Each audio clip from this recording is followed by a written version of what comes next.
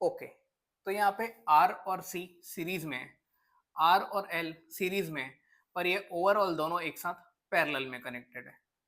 इसका मतलब ये दोनों के पास वोल्टेज कोई पूछेगा तो 20 वोल्ट है, ये दोनों के पास अगर कोई वोल्टेज एक साथ पूछे तो कितना है, 20 वोल्ट है।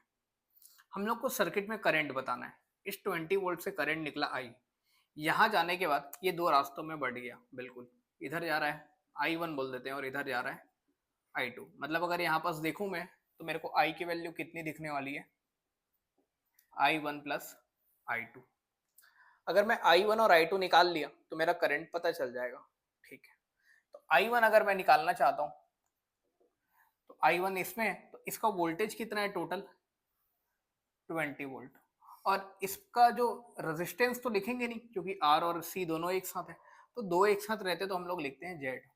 और ये Z की वैल्यू कितनी होगी अगर वहां पास देखा जाए तो ये R है, उसके नाम से R स्क्वायर, और ये C है, इसके नाम से एक्स स्क्वायर लिखेंगे।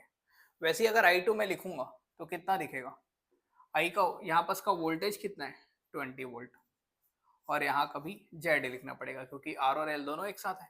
और यहाँ जेड की वैल्यू को क्या लिखूंगा मैं, under root R square plus X L square. ठीक है, तो ये दोनों वैल्यूज निकाल लेते हैं। चलो, आर तो मेरे को पता है 100 ऊपर का है, एक्स सी निकालते हैं। तो एक्स सी की वैल्यू कितनी होती है, 1/ओमेगा सी।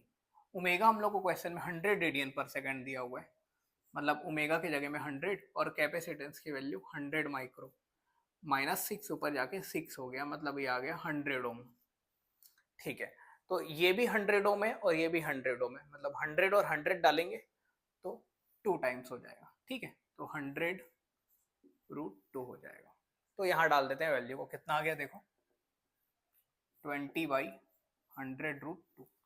√2 का मल्टीप्लाई और डिवाइड कर देते हैं हम लोग, √2 तो ये 200 हो गया, 20/200 मतलब 1/10, 0.1√2 एम्पियर। सेम यहाँ करते हैं, जेड निकालते हैं। आर की वैल्यू कितनी है, 50। एक्सएल क्या होता है, ओमेगा एल, ओमेगा 100 और एल कितना है, 0.5, मतलब ये आ गया 50 ओम।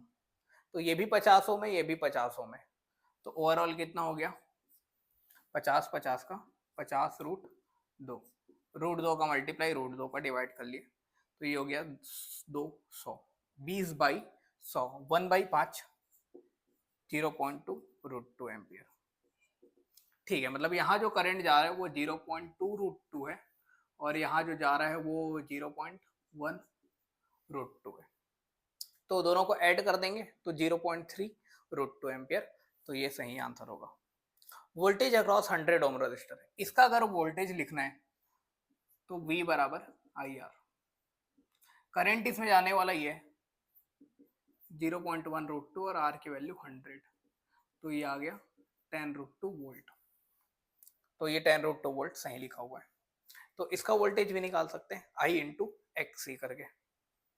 इसका वोल्टेज निकालना है मेरे को 50 का, तो यहाँ फिर से IR, इसमें I कितना है 0.2√2 और इसका R कितना है 50, तो ये पॉइंट्स इसको हटा दिया, तो ये भी कितना आ गया 10√2। दोनों के पास सेम था, इसमें 10 बोला है तो ये गलत हो गया।